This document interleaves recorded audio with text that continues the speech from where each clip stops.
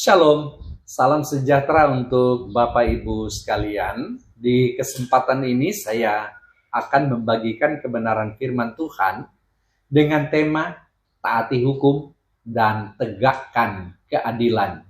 Bacaan Alkitab Yesaya 56 ayat 1 sampai 8 dan Galatia pasal 3 ayat 26 sampai 29. Kiranya Bapak Ibu berkenan untuk dapat membacanya. Bapak Ibu, saudara-saudaraku yang dikasihi Tuhan, pernahkah saudara bertanya, mengapa sebuah masyarakat membutuhkan hukum? Mengapa ada aturan yang mengatakan apa yang boleh dan apa yang tidak boleh dilakukan? Mengapa ada lampu lalu lintas, rambu-rambu jalan, peraturan di sekolah, tata tertib kantor, bahkan aturan dalam kehidupan bergereja? Cobalah saudara bayangkan sebuah persimpangan jalan yang sama sekali tidak memiliki lampu lalu lintas. Semua kendaraan datang dari berbagai arah. Ada yang ingin cepat, ada yang merasa dirinya lebih penting, ada yang tidak mau mengalah. Lalu apa yang terjadi? Pasti kekacauan. Tetapi perhatikan, lampu merah bukan musuh kebebasan kita. Lampu merah justru menjaga kehidupan kita. Ketika kita berhenti pada waktunya, orang lain dapat berjalan dengan aman. Ketika semua orang menaati aturan, perjalanan menjadi lebih tertib. Disinilah firman Tuhan hari ini membawa kita pada sebuah pertanyaan yang lebih dalam. Apakah kita hanya mau hidup dalam masyarakat yang memiliki hukum, atau kita juga mau menjadi orang yang menaati hukum dan menegakkan keadilan? Yesaya 56 ayat 1 berkata, taatilah hukum dan tegakkanlah keadilan. Sebab sebentar lagi akan datang keselamatan yang daripadaku dan keadilanku akan dinyatakan. Menarik sekali, Tuhan tidak hanya berkata, patuhi aturan, tetapi Tuhan berkata dengan tegas, taatilah hukum dan tegakkanlah keadilan. Artinya, iman kepada Tuhan tidak pernah boleh dipisahkan dari kehidupan sosial kita. Bapak Ibu saudaraku yang dikasihi Tuhan, poin pertama yang harus kita pahami adalah bahwa menaati hukum adalah bagian dari kesaksian iman. Saudara, seringkali kita berpikir bahwa iman hanya berhubungan dengan doa, ibadah, membaca Alkitab, dan pelayanan di gereja. Padahal, Yesaya menunjukkan bahwa iman juga terlihat dari bagaimana kita hidup di tengah masyarakat. Orang yang sungguh-sungguh mengenal Tuhan akan belajar menghormati aturan yang baik, menghargai hak orang lain, dan tidak menggunakan kebebasan secara sembarangan. Mengapa? Karena hukum yang baik dibuat untuk menjaga kehidupan bersama. Coba saudara bayangkan sebuah pertandingan sepak bola tanpa aturan.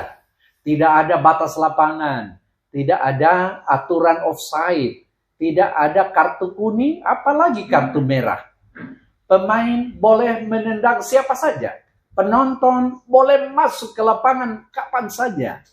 Apakah pertandingan itu masih dapat disebut pertandingan? Tentu saja tidak. Yang ada hanyalah kekacauan. Begitu juga kehidupan masyarakat, saudara. Kita membutuhkan aturan supaya kebebasan seseorang tidak merusak kebebasan orang lain. Karena itu, menaati hukum bukan berarti kita kehilangan kebebasan. Justru melalui ketaatan, kita ikut menjaga kebebasan dan keselamatan bersama. Maka pertanyaannya bagi kita adalah, apakah saya hanya menuntut orang lain menaati aturan, tetapi saya sendiri mencari jalan untuk hindarinya. Jangan sampai kita marah ketika orang lain melanggar aturan, tetapi diam ketika pelanggaran itu menguntungkan diri kita. Jangan sampai kita berbicara keras tentang keadilan, tetapi ketika kepentingan pribadi terganggu, kita mulai mencari pengecualian. Ingat, iman yang dewasa terlihat ketika prinsip yang kita ucapkan di gereja juga kita praktekkan di rumah, di tempat kerja, di masyarakat, dan di ruang publik. Bapak Ibu Saudara yang dikasihi Tuhan. Kedua, keadilan tidak boleh hanya menjadi slogan. Yesaya berkata, tegakkanlah keadilan. Perhatikan kata ini saudara, tegakkan. Keadilan bukan hanya sesuatu yang dibicarakan. Keadilan harus dilakukan. Kita dapat berbicara tentang keadilan berjam-jam. Kita dapat memasang kata keadilan dalam berbagai slogan. Tetapi kalau dalam kehidupan sehari-hari kita masih membeda-bedakan manusia berdasarkan status, kekayaan, jabatan, hubungan keluarga, atau kepentingan pribadi, maka keadilan itu belum sungguh-sungguh hidup. Disinilah bacaan Galatia pasal 3 ayat 26 sampai 29 menjadi sangat penting. Paulus berkata bahwa di dalam Kristus kita semua adalah anak-anak Allah melalui iman. Bahkan ia menegaskan bahwa tidak ada lagi perbedaan yang membuat seseorang lebih berharga daripada yang lain. Yahudi atau Yunani, hamba atau orang merdeka, laki-laki atau perempuan. Bukan berarti semua perbedaan manusia itu hilang. Perbedaan tetap ada, tetapi perbedaan tidak boleh menjadi alasan untuk merendahkan martabat seseorang. Semua memiliki nilai karena semua berada di bawah kasih Allah. Saudara, ini adalah dasar penting bagi kehidupan bersama. Keadilan dimulai ketika kita melihat manusia bukan berdasarkan apa yang ia miliki, tetapi berdasarkan siapa dia di hadapan Allah. Orang miskin tetap memiliki martabat. Orang sederhana tetap memiliki martabat. Orang yang tidak memiliki jabatan tetap memiliki martabat. Orang yang berbeda latar belakang dengan kita tetap memiliki martabat. Dan orang yang tidak dapat memberi keuntungan kepada kita, ingat, tetap harus diperlakukan dengan adil. Pertanyaannya, apakah cara kita memperlakukan orang sudah mencerminkan bahwa kita percaya semua manusia memiliki martabat di hadapan Allah? Bapak Ibu Saudara yang dikasihi oleh Tuhan. Poin ketiga, jangan menjadi tembok bagi orang lain. Yesaya 56 juga memiliki pesan yang sangat kuat. Tuhan berbicara tentang orang-orang asing dan mereka yang sering dianggap berada di luar komunitas umat Allah.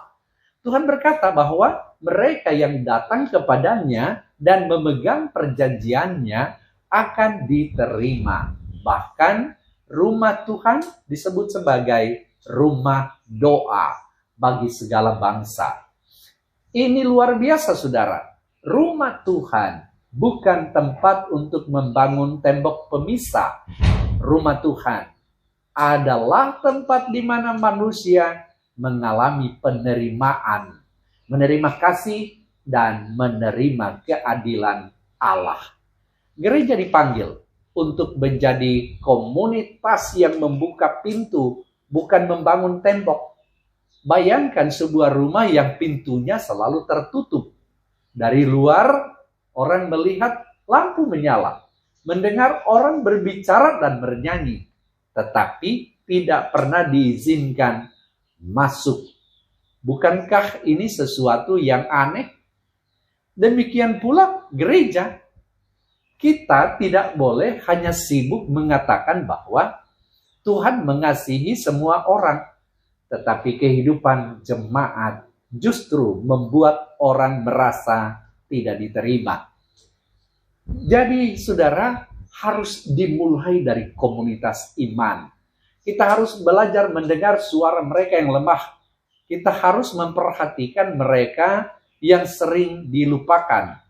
Kita harus berani membela yang diperlakukan tidak adil. Kita harus menolak diskriminasi dan kesewenang-wenangan. Sebab gereja yang hidup dalam kasih Allah tidak boleh menjadi tempat berkembangnya ketidakadilan. Bapak Ibu Saudaraku yang dikasihi Tuhan, poin yang keempat terakhir, menegakkan keadilan dimulai dari hal-hal sederhana. Kadang-kadang kita berpikir bahwa menegakkan keadilan adalah tugas pemerintah, aparat hukum, hakim, atau para pemimpin. Tentu mereka memiliki tanggung jawab besar, tetapi firman Tuhan hari ini juga berbicara kepada setiap kita. Keadilan dapat dimulai dari hal sederhana. Di dalam keluarga kita berlaku adil kepada anak-anak. Di tempat kerja kita tidak mengambil hak orang lain. Dalam pelayanan kita tidak memonopoli kesempatan.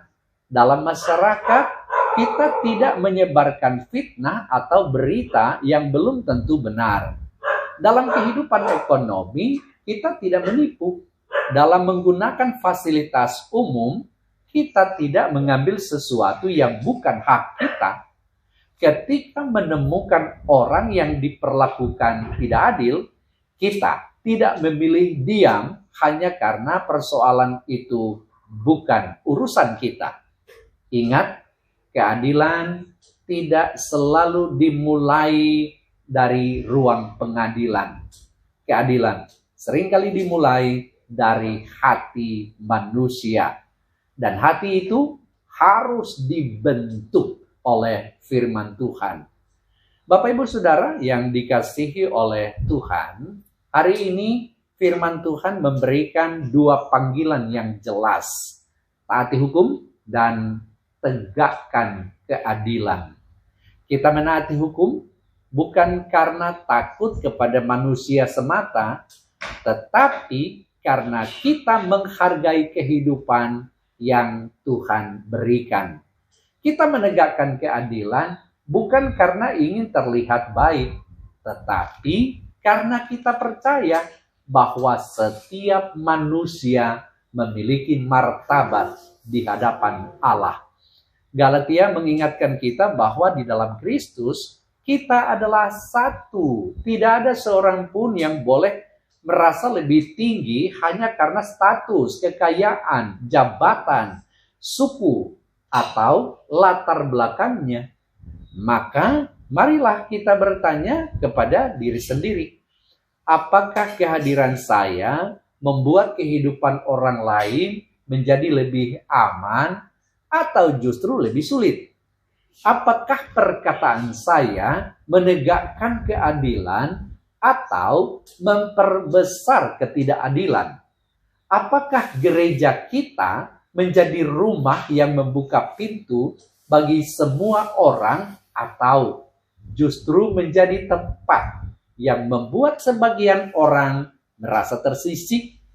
Dan yang paling penting, jika Tuhan hari ini melihat kehidupan saya, apakah Dia menemukan seorang yang hanya pandai berbicara tentang keadilan, atau seorang yang sungguh-sungguh menegakkan keadilan?